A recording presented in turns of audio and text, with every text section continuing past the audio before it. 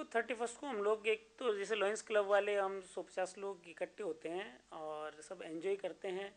अब ये ईयर जाना और आना तो एक समय का फेर है, आता रहेगा जाता रहेगा।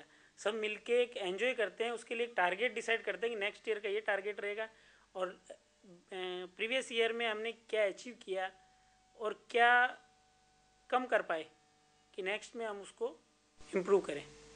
इसके बारे में मनन करते हैं, बैठते हैं, डिस्कस करते हैं, एंजॉय करते हैं, एंटरटेन करते हैं और सभी को शुभकामनाएं देते हैं। इकोनॉमिकली जैसे अमेरिकन में जो रिसेशन आया ना, उसका इफेक्ट साइकोलॉजिकल बहुत ज़्यादा रहा।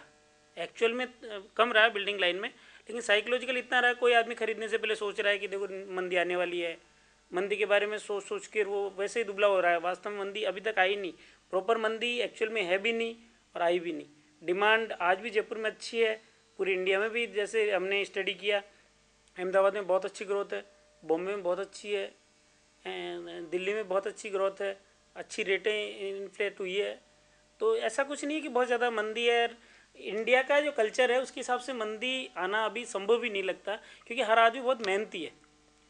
मंदी में क्या कहीं ना कहीं आदमी लूप मतलब कुछ कमजोरी होती है आदमी की, उस आदमी की कमजोरी की वजह से चाहे मेहनत कम करता है या लापरवाही करता है।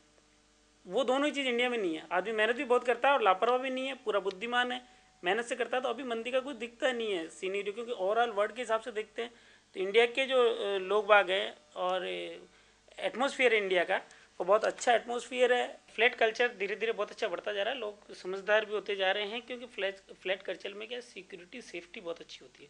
दूसरी, नेशन के प्रति भी अपनी जिम्मेदारी होती है। जब अपनी पॉपुलेशन बढ़ती जा रही है, लैंड एक पर्टिकुलर एरिया फिक्स है, उससे ज़्यादा नहीं है। अब कुछ एग्रीकल्चर के लिए भी छोड़ना है, कुछ फॉरेस्ट के लिए भी छोड़ना है, क्योंकि उनके प्रति अपनी बहुत बड़ी जिम्मेदारी है। एनवायरनमेंट के लिए भी अपने को प्रॉपर बैलेंस बनाना है। तो उसके लिए क्या है कि पर्टिकुलर एरिया है, उसमें एक तो आदमी एक ही बंगला बना के 500 गज में 1000 गज में रह रहा है, एक उसी 1000 गज में 20 फैमिली रह रही है। तो आपके देश के प्रति जो जिम्मेदारी है उसको भी पूरा करना है कि नेशनल एसेट है, या आपके पर्टिकुलर इंडिविजुअल आदमी जो सोचता है कि ये मेरी संपत्ति है, उसकी सोच गलत है। देश के प्रति उसको सोचना चाहिए। देश के प्रति जिम्मेदारी है कि कम से कम एरिया में ज़्यादा से ज़्यादा रहे, जिससे कि एनवायरनमेंट के लिए, फॉरेस्ट के लिए, एग्रीकल्चर के लिए बाकी जो जिम्मेदारी है वो पूरी कर सके सरकार भी और पर्टिकुलर आदमी भी। साइकोलॉजिकली लोग सोच रहे थे कि साहब मंदी मंदी अमेरिकन मंदी का बहुत ज़्यादा इफेक्ट आएगा, तो लोग खरीदना नहीं चाह रहे थे। जिनके पास पैसा पड़ा तो वो भी नहीं खरीदना चाह रहे थे कि मंदी आएगी और वेट करें और वेट करें।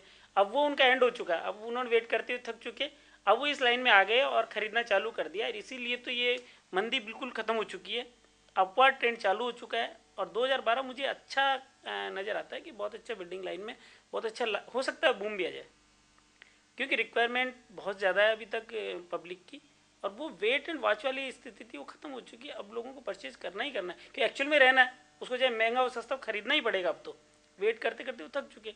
इक्विटी मार्केट में क्या सट्टा मार्केट भी इंक्लूड होता है, कि सट्टा मार्केट जो हो जाता है ना, उससे वहाँ अनसर्टेनिटी रहती है कि एक्चुअल में वहाँ पे कंपनी चाहे प्रोडक्शन कर रही नहीं कर रही है, फिर उसकी वैल्यू बढ़ जाती है। अब गवर्नमेंट को इस बारे में थोड़ा ध्यान देना चाहिए कि एक्चुअल जो उसकी वर्थ है उसके आसपास ही रेटें वरी करे, या कोई कारण हो उसका, रीजनेबल कारण हो।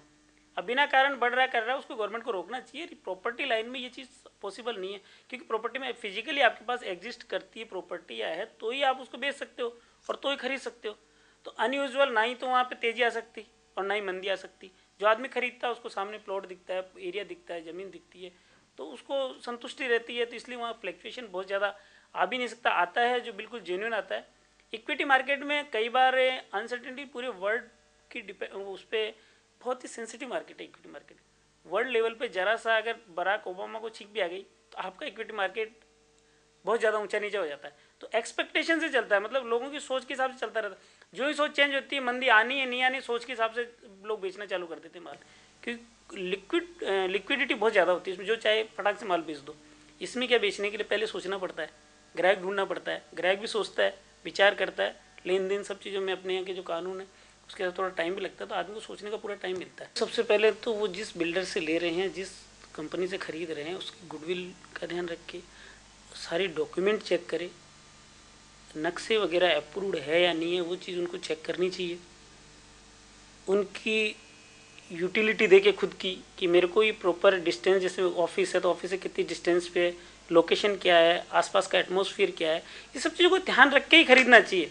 इस चीज़ में जल्दबाजी करना बाद में फिर नुकसान का या एक दूसरे के ऊपर डोलने वाला काम हो जाता है कि सब मैंने तो गलती से ले लिया, ये ऐसा नहीं। इसमें बहुत सोच विचार के जजमेंट लेना पड़ता है, क्योंकि आदमी का ये बहुत एक्यूट नीड वाली है कि रोटी, कपड़ा और मकान।